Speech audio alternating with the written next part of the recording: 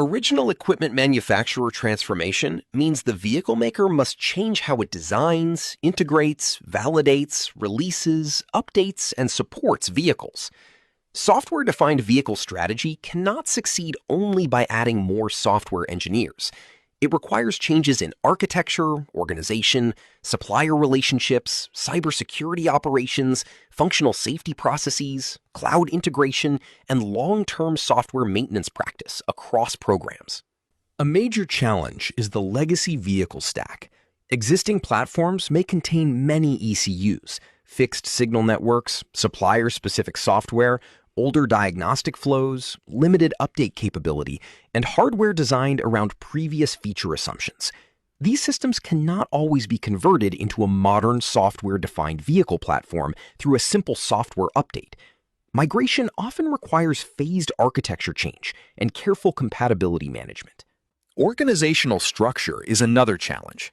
Traditional vehicle programs are often divided by mechanical systems, electrical systems, suppliers, model lines, and release milestones. SDV development needs platform thinking, reusable services, continuous software validation, cloud coordination, cybersecurity monitoring, and faster release loops. Teams must share ownership across vehicle domains instead of treating each function as a separate, isolated module. Supplier ecosystem impact is significant because many vehicle functions are historically delivered as supplier-owned modules. In an SDV program, the vehicle maker may need deeper access to software interfaces, update mechanisms, diagnostic data, security evidence, and long-term maintenance plans. Suppliers must align with service-based architecture, shared integration environments, software version control, and continuous validation expectations.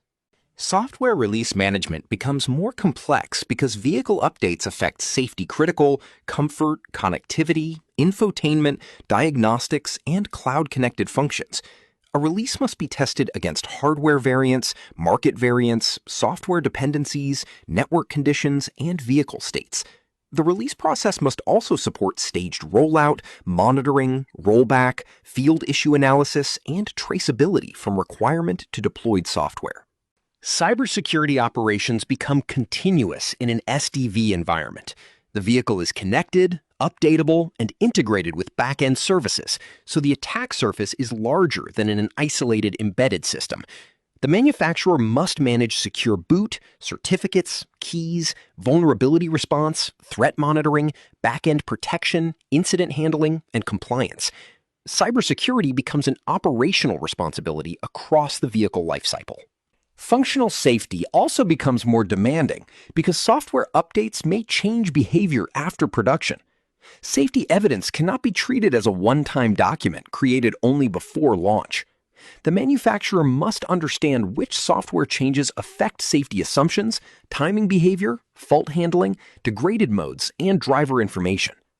Update governance must preserve safety cases while still allowing controlled improvement in the field. Cloud and vehicle integration creates another transformation challenge. Back-end services may handle user accounts, feature entitlement, diagnostics, fleet data, update packages, telemetry, and service operations. The vehicle must interact with these systems through secure, reliable, and versioned interfaces.